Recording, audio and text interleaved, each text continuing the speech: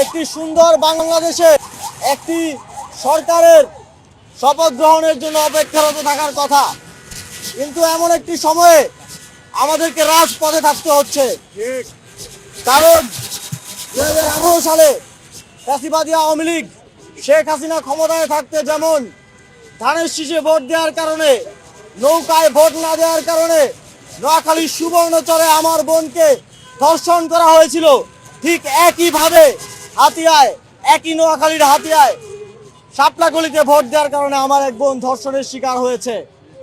আপনারা দেখেছেন নির্বাচনী প্রচারণার সময় যারা 2018 সালে ধর্ষণের সাথে জড়িত ছিল তাদেরকে বিএনপি তাদের নির্বাচনী প্রচারণায় কাজে লাগিয়েছে। আমরা সেদিনে বুঝেছিলাম বিএনপি সেই ধর্ষকদেরকে নির্বাচনী প্রচারণায় শেল্টার দেওয়ার মধ্য দিয়ে আবারও মা বোনদেরকে একটা মেসেজ দিতে চেয়েছে, যদি এবারও বিএনপিতে ধানের শীষে ভোট না দেওয়া হয় তাহলে মা বোনদের একই পরিণতি হতে চলেছে। দুঃখজনকভাবে আমরা দেখলাম সেটা বাস্তবায়িত হলো। গতকালকে হাতিয়াতে আমাদের সেখানকার প্রার্থীকে শাপলাকলিতে ভোট দেওয়ার কারণে 3 সন্তানের জননীকে সেখানে গণধর্ষণ করা হলো। অত্যন্ত লজ্জার সাথে আমরা দেখছি বাংলাদেশের মিডিয়া যেন শপথ গ্রহণের আগেই বিএনপিকে তারেক রহমানের সামনে সেজদায় রত হয়েছে। আমরা আজকে শপথ গ্রহণের আগেই দেখলাম একজন সাংবাদিক আগেই জিজ্ঞেস করে নিচ্ছেন আপনি অভয় দিলে প্রশ্ন করবো, না হলে করবো না। আমরা অত্যন্ত লজ্জার সাথে দেখছি ঠিক যেই উপকরণগুলো শেখ হাসিনাকে ফ্যাসিবাদী করে তুলেছিল সেই একই উপকরণের পুনরাবৃত্তি সারা দেশে ঘটছে।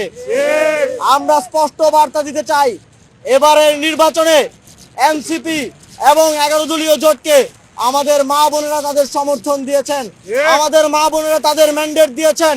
তারা আগামীর বাংলাদেশের জন্য 11 দলীয় জোটকে তাদের জন্য নিরাপদ বলে সিদ্ধান্ত নিয়েছেন এবং এই সিদ্ধান্তের শাস্তি হিসেবে বিএনপি ক্ষমতায় আসার আগেই তাদেরকে জায়গায় জায়গায় ধর্ষণ এবং ধর্ষণের হুমকি এবং জায়গায় জায়গায় বিভিন্ন ধরনের ভয় দেখিয়ে, আরেক মিডিয়ায় দেখলাম উপভোগ করার হুমকি দিয়ে তারা এই প্রতিশোধ নিচ্ছে।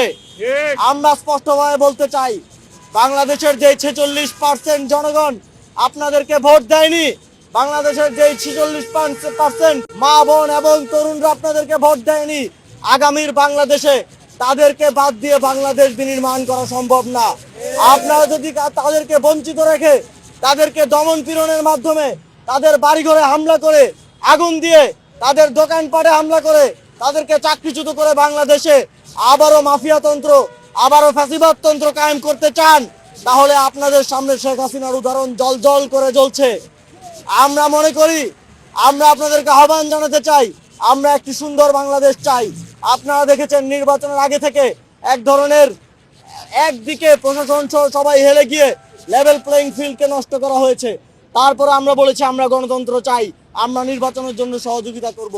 নির্বাচনের আগের দিন বিভিন্ন জায়গায় কেন্দ্র দখল করা হয়েছে, তারপরে আমরা ধৈর্য ধরেছি।